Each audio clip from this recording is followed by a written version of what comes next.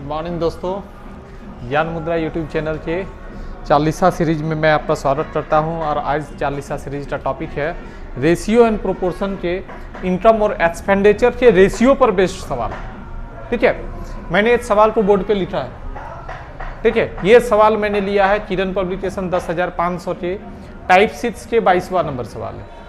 ठीक है, अब यहाँ से इस क्वेश्चन को देखते हैं तो हमको लगता है कि 3-4 स्टेटमेंट दिए हैं। स्टेटमेंट को यदि पढ़ें, ए और बी के आय का अनुपात, यानी स्टेटमेंट 1 बोल रहा है ए और बी कोई 2 पर्सन हैं और इनके इनकम का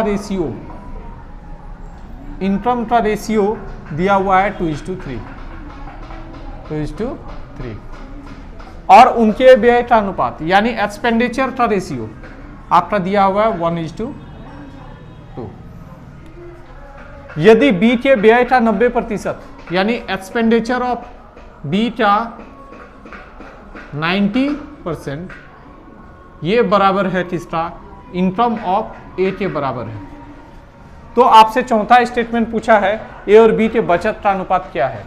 ए और बी के बचत का अनुपात क्या है? तब हम क्या करेंगे, एक्सपेंडिचर ऑफ बी में से यदि इनकम ऑफ ए को इधर लाते हैं तो उधर जाके मेरा क्या आ जाएगा, 10/9। इस जगह पे पहुंचने के बाद यहां से 2 मेथड डेवलप होता है, एक बेसिक मेथड और एक ट्रिकी अप्रोच। हम लोग दोनों को सीखेंगे और जिसको जिस मेथड में चलना है खुद डिसाइड करिएगा। चलिए, यदि बेसिक मेथड में जाते हैं तो रेशियो को कंप्लीट करने के लिए हम उसमें एक मल्टीप्लिकेशन फैक्टर, यहाँ इनकम के साथ x डाल दिया तो एक्सपेंडिचर के साथ मल्टीप्लिकेशन फैक्टर y डाल दिया। यदि इस चीज में अगर हम आते हैं, यानी expenditure of B that means expenditure of B that means 2y by income of A that means income of A that means 2x, ये 2x ये इक्वल टू कितने का है? 10/9 का है, 10/9 का है। 2 से 2 कटा दैट मीन्स y/x का वैल्यू क्या आया आपका? 10/9 का। ठीक है, y/x का वैल्यू क्या आया? 10/9।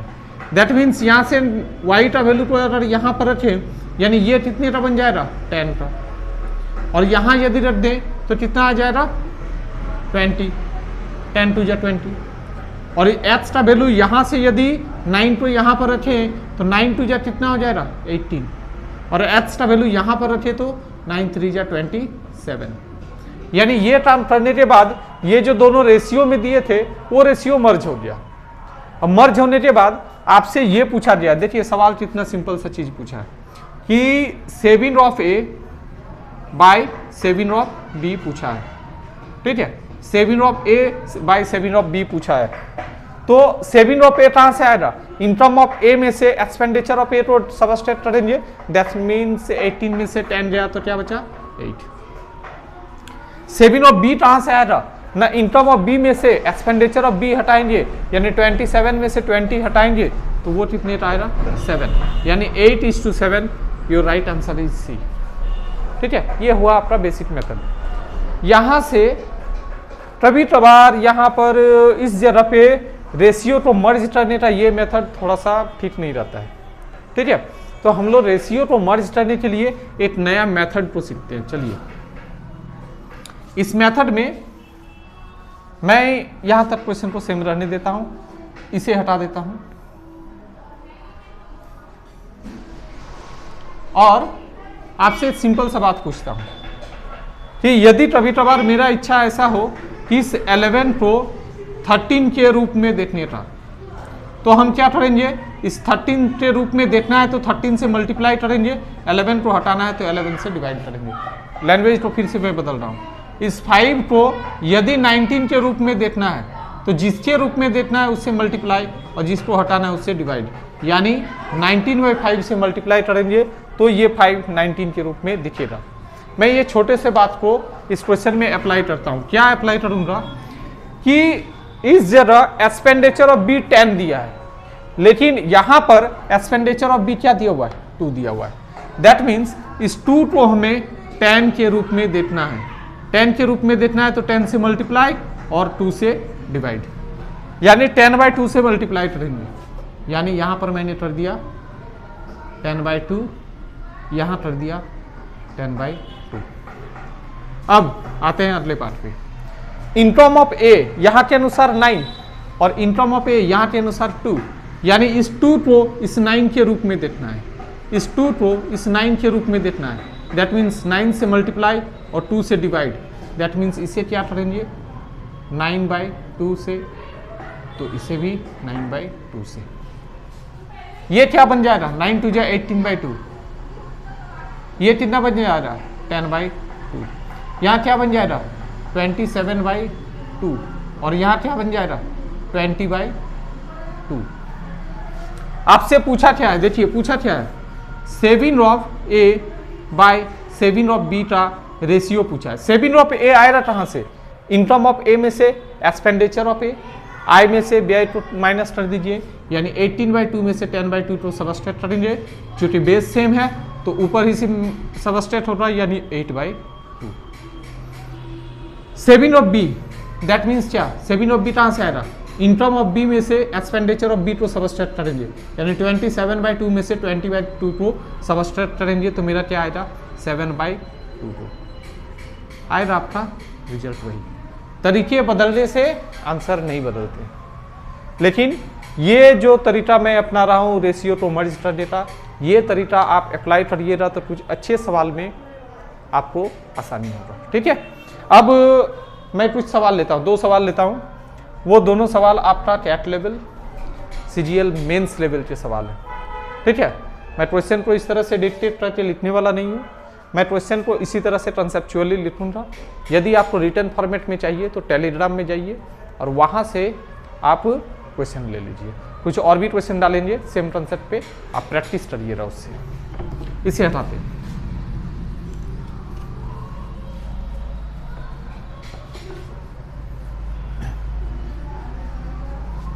देखिए सवाल 1 लेते हैं, जो सवाल मेरा है ए बी सी के 8 अनुपात, यानी इनकम ऑफ ए बी और सी, इनकम का जो रेशियो है वो दिया हुआ है 2:3:4 और उनके सेविंग का जो रेशियो है वो दिया है 1:2:3।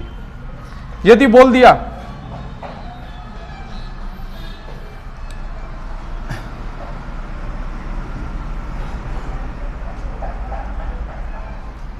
यदि सेकंड स्टेटमेंट बोल रहा है इनकम ऑफ ए और एक्सपेंडिचर ऑफ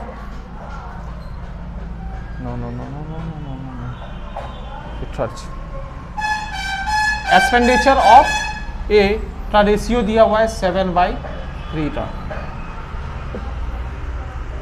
तो हमसे पूछा क्या गया है कि saving income of A plus B plus C और income of A plus B plus C और saving of A plus B plus C, यानी सभी के आयो का सभी के बचत के साथ अनुपात क्या है, ये आपसे पूछा गया है। ठीक है, अब यहां पर अब रेशियो को मर्ज करते हैं सीधे बिना तरीके में जाए हुए।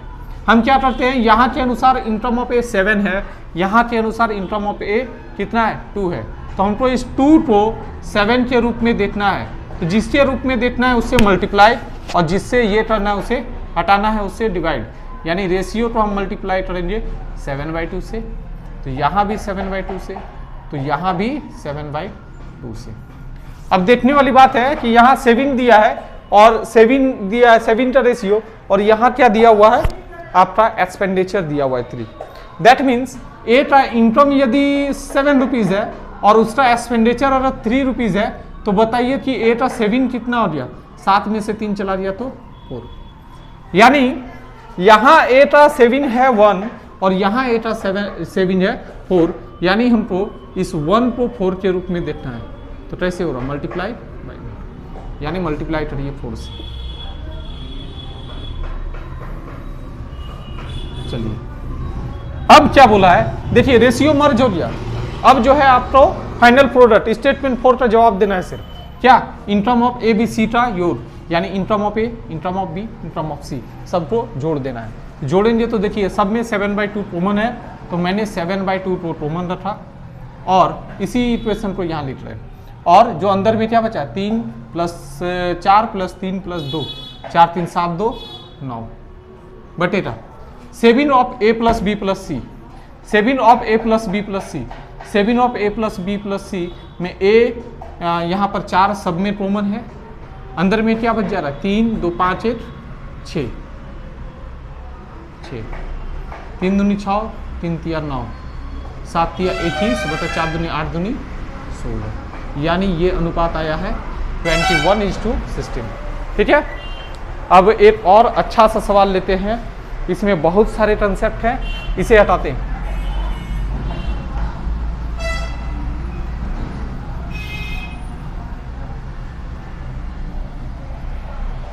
ये सवाल क्या बोलता है कि यदि ए बी सी की आयता अनुपात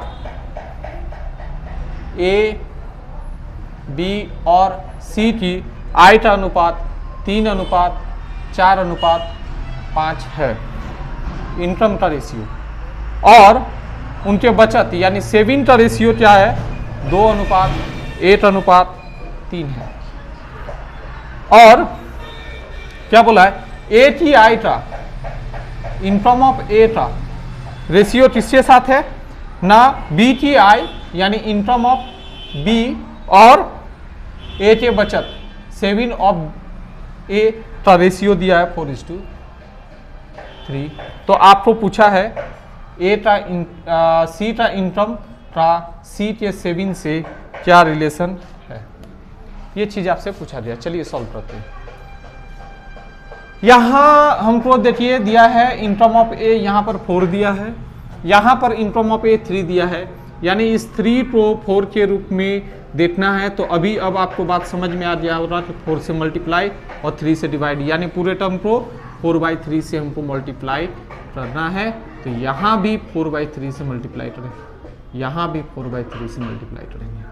अब इस जगह क्या दिया हुआ है, पिछले सवाल में तो बड़ी आसान सा चीज दे रहा था, इसमें क्या दिया हुआ है, ये दो चीज का डिफरेंस है, इनकम ऑफ बी और सेविंग ऑफ ए का डिफरेंस है, यानी यहां पर तो सिर्फ सेविंग दिया है। तो चलिए इक्वेशन को मैं लिख के सॉल्व करता हूं, income of B minus saving of A, ये दिया हुआ है आपका 3, इनकम ऑफ बी यहां से कितना दिया है 16/3, 4 4 16/3 माइनस सेविंग ऑफ ए, यहां कितना दिया हुआ है सेविंग ऑफ ए 2 दिया है, क्या 2 लिख दे ना, 2 ना लिखे, क्यों ना, इसमें मल्टीप्लिकेशन फैक्टर नहीं दिया हुआ है, हम as a multiplication factor x मान लिए और इसको 2x कर दिए बराबर 3। अब आप सॉल्व करिए कि 2x बराबर 16/3 माइनस का 3 यानी 3 तिया 9, क्या आ जा रहा है 7/3, यानी x बराबर क्या आ जा रहा है 7/6। यानी यहां पर हम क्या लिख सकते हैं 7/6, यहां पर क्या लिख सकते हैं 7/6, यहां पर क्या लिख सकते हैं 7/6।